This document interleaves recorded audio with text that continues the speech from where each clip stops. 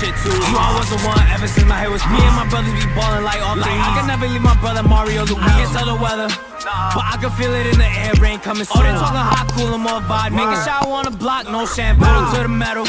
What the heck is going on with y'all? It's your boy Heck, and I'm welcoming you back to the Wat.Da.Hecpodcast, where basketball's an art and the court's our canvas. In this episode, we're going to be going over the late, great Kobe Bryant. So, this video was originally supposed to be done on 8/24, but you know what? Life got in the way, happens to the best of us. But to give you a briefing about Kobe, Kobe is one of my favorite players growing up, and he honestly was what got me to watching basketball. My first video game on my Xbox 360 was 2K10 with Kobe Bryant on the cover. So it showed me at night. So watching his game actually helped me really get into basketball and was really one of the first people I really watched heavily. But hey man, before y'all get started, don't forget to like, share, and subscribe. And with that, let's get straight to the action. As I may or may not know, my favorite player of all time is Kobe Bryant. So on 8/24, I'm decided to drop this film study for Kobe Bryant. Kobe is a two-way, mid-range scoring machine. He can shoot the ball from anywhere on the court, but he primarily does his work from the mid-range area. His biggest thing was he didn't care if there was one person guarding him, two people guarding him, or three people guarding him. If he has a good look at the rim, it's going up, right? But because of that, he took a lot of bad shots. It's a gift and a curse. So what are his strengths? Scoring ability. Kobe's mid-range pull-up is elite. He has elite footwork. He can fade over either shoulder. His ability to score for anywhere on the court is unmatched, especially at the time. Now, even though his field goal percentages does not look like the most prettiest or guttiest numbers, a lot of it had to do with the era that he played in, which was a dead ball era. Two, defense. Kobe Bryant as an on-ball defender was a lockdown defender. A lot of times, I think a lot of it has to do with you take pride into making sure your man does not score.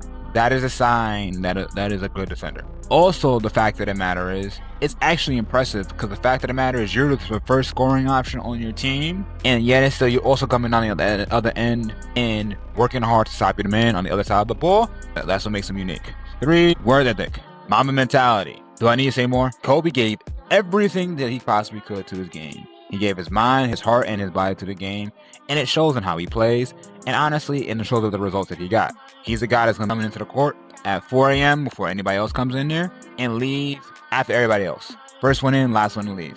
And that actually led to his success. Now, what are his weaknesses? Shot selection. The problem is when you feel that you are the best player on the court, or you don't respect everyone else but yourself, or you don't respect anybody else on the court, it leads you to take bad shots. Now, if he hits them, he hits them. But if he's shooting contested threes and missing them, it puts him in a bad position. Heck, I see him shoot a turnaround, left-handed jump shot. He refused to pass the ball and he was hurt. Second, what ended up causing him a lot of his injuries in the past, which eventually was his Achilles and his shoulder and all the other injuries, was his playing through injuries. The athletes are taught to play through pain. But sometimes you gotta it's like having a mind and body connection. You understand there's a difference between when something is hurting and being something that you need to sit there and be a little bit more mindful of. And 3, hero ball. One of the things about Kobe, he's probably the greatest isolation scorer of all time. And I'm gonna be real, because of that, he's able to get the shots that he wants. But the problem is, when you are the offense and you are scoring all the points, guess what? It makes it a lot more harder for you to score, especially if you're not reading the court properly relatively well. Here's why. If I know for a fact that you're not passing the ball, I'm gonna send 2 over, I'm gonna make you chop your steps, and you're gonna turn the ball over. Same here. As I always sit there and say this about Kobe Bryant, Kobe Bryant is top 2 and 2 guards of all times. There's no other 2 guard in NBA history that has the resume that he has, and I don't think it's going to be anyone for a long time, unless Shea goes to Alexander and ends up getting 6 championships. But hey man, let me know how you feel about this in the comment section below. With that, we on to the next. Zach Randolph passes the ball to Brandon Roy. Brandon Roy doesn't do a good job of stealing Kobe. This leads to an easy strip. Easy steal. Good lay.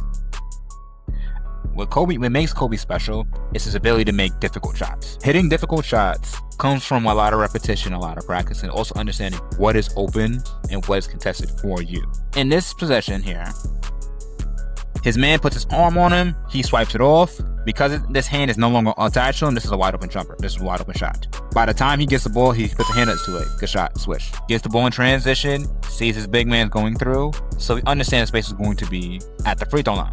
He snakes back to the free throw line, There's a bump that happens right here. Gets on balance. This is a wide open mid-range.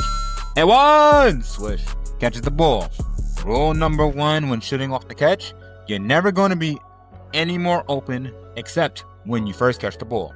Kobe sees how he has a space, so he's setting his feet, and it goes up into the jumper. Swish. All right, now he gets the ball. He jabs. Got his man slightly backing up. When you're backing up against a shooter, that's enough space for you to shoot the rock. Jab, got him backing up. It's a wide open jumper. Swish. Catch the ball, goes faces up. Now what he's going to do is he's going to pump fake, jab, and take one quick pound dribble.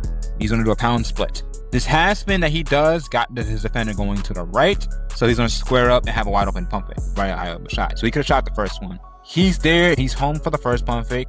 He's home for the second pump fake. The third one he goes up because he realizes he's going to be late on the third one. Easy shot. Swish. Pick and roll. They're trapping the screener. What Kobe's going to do is he's going to sit there and widening out this angle so that way he can get around Zach Randolph. Then what he's going to do is he's going to lower his shoulder so that way Zach Randolph has to sit there and let him go, otherwise it's going to be a foul.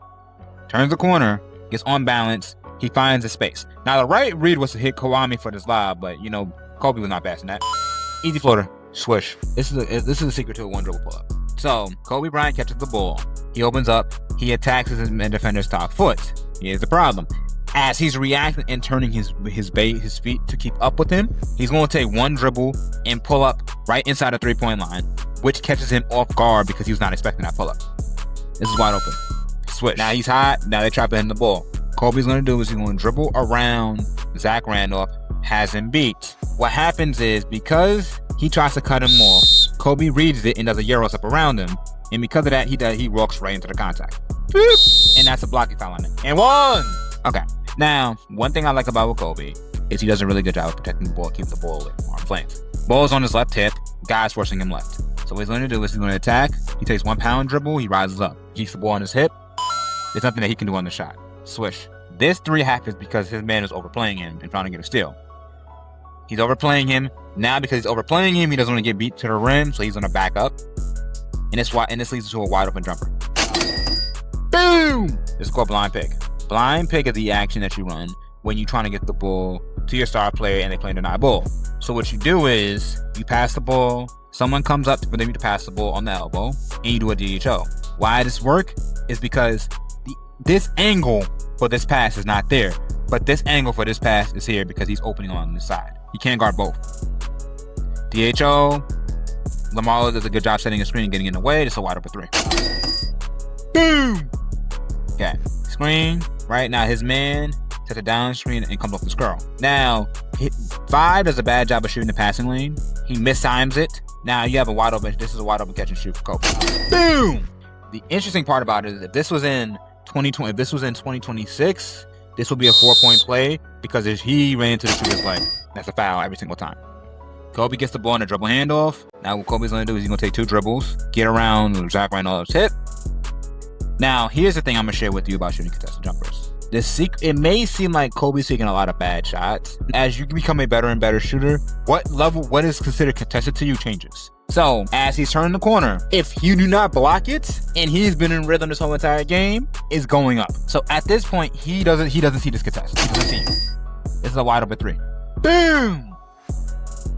So, they trapping Kobe, gives the ball up, gets the ball reversal. Lamar takes 1 dribble, attacks. Kobe's wide open on the opposite wing. He shows. Now, he sees the space. He sees the space is going to be in the mid-range, so he's going to go take a pound escape, get to the mid-range area, and shoots a fadeaway jumper. Swish. Now, this is the shot that I will always remember from this game. So, it was a ball reversal to Kobe in the corner. He gets the ball in the post-up. They are blitzing this, so Kobe's going to do is he's going to push off on Brandon Roy. Boom. He's going to do a turnaround fade and shoot this ball over LaMarcus Aldridge. Bang! All right, so Kobe Bryant dropped 65.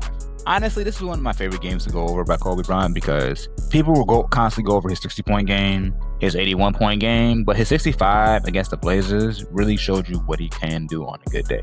Honestly, his impact on 2000s basketball was massive. There was a point in the league at the time where he was the greatest player. He was the best player in the NBA. From 2003 to 2012, there was a conversation where he was the best player in basketball, arguably. Honestly, he's one of those interesting players to watch. I generally feel that more and more you watch about Kobe Bryant and watch how older players played, you start seeing the advancements of every single play. Whether it being how his game impacted Shea, how his game impacted Devin Booker, how his game impacted Andrew Wiggins. A lot of his play on the court and his influence on the court is what made people respect him. But hey, man, let me know how you feel about Kobe Bryant in the comment section below. But with that, thank y'all for tuning into the What the Heck podcast. Don't forget to like, share, subscribe. I love y'all. I appreciate y'all. Y'all know the drill. We turned down.